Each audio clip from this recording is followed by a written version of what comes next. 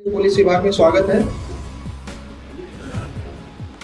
आप सब इस बात पर गर्व महसूस करिए कि आप एक सिलेक्टेड लॉट हैं। आप सोचिए 44,000 में से आप सिर्फ 200 प्लस कुछ लोग हैं, तो कितनी बड़ी रेशो हुई। लगभग 200 आदमी में से एक सिलेक्ट हो गया है, इसका ये मतलब है मोटा मोटा। तो आप एक चुने हुए लोग हैं, तो आप भाग्यशाली हैं। और पहली बात। दूसरी बात, आप एक ऐसे संगठन को ज्वाइन कर रहे हैं जिसकी अपने आप में एक विशिष्ट पहचान है, हम सभी यूनिफॉर्म लोग हैं। यूनिफॉर्म का मतलब एक समान, सब खाकी पहन के एक समान हो जाते हैं। फिर जो है सारे के सारे बाकी डिफरेंसेस, कास्ट, रिलीजन, क्षेत्र, रीजनलिज्म सब खत्म हो जाता है और हम सब खाकीधारी रह जाते हैं। ये आप तब एहसास करेंगे जब जनता खासकर और ज़्यादा इस फीलिंग को मजबूत करते हैं। एक खाकी वाले की छोटी सी गलती, फिर वो सबके सब एकदम से पीछे बढ़ जाते हैं खाकी के, जबकि खाकी के 50 अच्छे काम भूल जाते हैं। तो आप सभी लोग धीरे धीरे रियलाइज करेंगे कि पुलिस का रोल इस समाज में बहुत महत्वपूर्ण है। और आज की तारीख में कोई भी काम पुलिस के बिना असंभव है। हम दूर से सोचते हैं कि विकास से पुलिस का कोई लेना देना नहीं है, जबकि आप रियलाइज करेंगे कि विकास वहीं संभव है जहाँ पूर्णतः शांति है, जहाँ लैंड एंड ऑर्डर बेटर है, जहाँ क्राइम कंट्रोल में है। इस प्रदेश में टूरिज्म इतना ऊंचा क्यों है उत्तराखंड?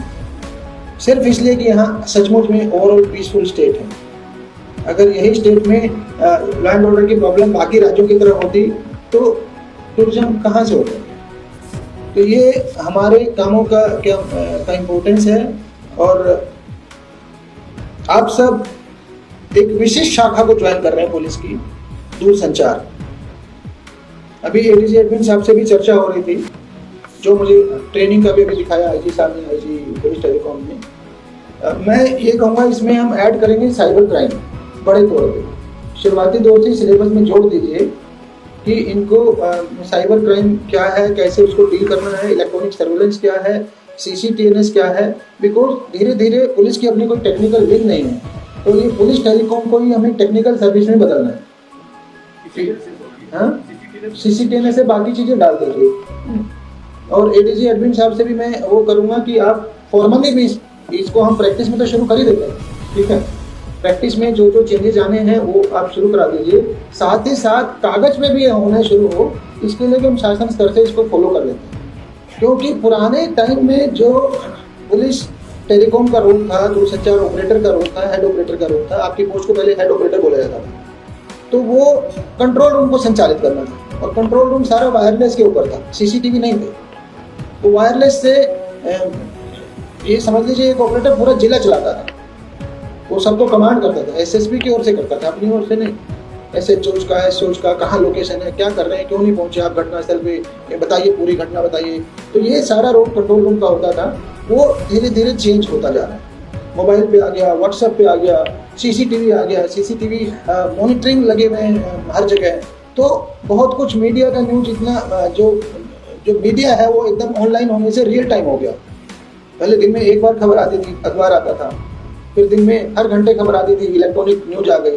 अब हर मिनट खबर आती है, जिस मिनट घटना घटी उसी मिनट वायरल हो गया वीडियो या फोटो। तो हर हाथ में खबर है, इसलिए उसका नाम सोशल मीडिया हो गया, और वो हर मिनट की खबर है। तो हमारे आपकी जो उसकी वैल्यू थी, संचार से आ रहा था, उसी से सूचना आती थी, अब वो 50 जगह से सूचना आ रही है मेरे पास। तो वायरलेस का जो रोल है अब उसको डाइवर्सिफाई होना है। रोल उतना ही महत्वपूर्ण जितना पहले था, किंतु उसको अब नए नई चीज़ों में भी वेंचर आउट करना है। CCTV ड्रोन्स है, जो सर्विलेंस है, वो इसके थ्रू ज़्यादा बढ़ गई है।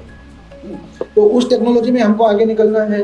फिर क्योंकि आप लोग टेक्निकल विंग हैं पुलिस के, और किसी एग्जाम में जो है एक फायर सर्विस में BSc मांगते हैं, ठीक है ना, साइंस बैकग्राउंड मांगते हैं, उसकी FSSO को कहीं पे भी कोई साइंटिफिक या टेक्निकल बैकग्राउंड नहीं है। तो चूंकि आप लोग टेक्निकल बैकग्राउंड के लोग हैं, इसलिए आपसे अपेक्षा है कि जो बाकी टेक्निकल जॉब्स हैं हमारे, स्पेशली इलेक्ट्रॉनिक सर्विलेंस वाला जो काम है, साइबर वाला जो काम है, CCTNS वाला जो काम है, उस रोल में भी हम आपको डालेंगे।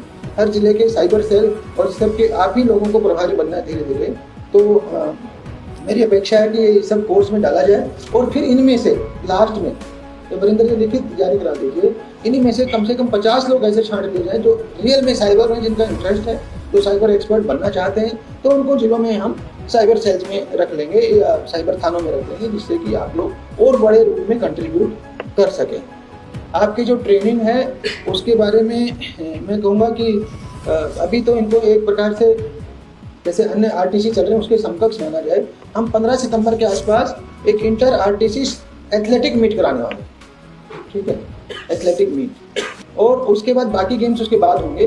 तो ये एक प्रकार से टैलेंट स्पॉटिंग भी होगा। आप में से कुछ लोग खिलाड़ी होंगे, 1/4 लड़कियां भी लग रही हैं, तो जिससे कि आप लोग अपना स्पोर्ट्स का कैरियर भी फ्यूचर में फॉलो कर सकें। तो इनको अभी से जो इनके उस्ताद लोग हैं स्पोर्ट्स में भी इनका जो PFT हर महीने एक फिजिकल परफॉर्मेंस टेस्ट जरूर लीजिए, ठीक है। इससे कितना इन्होंने गेन किया health wise, strength wise, stamina wise, agility, speed, mobility, endurance, वो सब का एक मंथली टेस्ट होता है। आप लोग समझ जाएंगे, आपको खुद रियलाइज होगा कि आपने फिजिकली बहुत गेन किया है।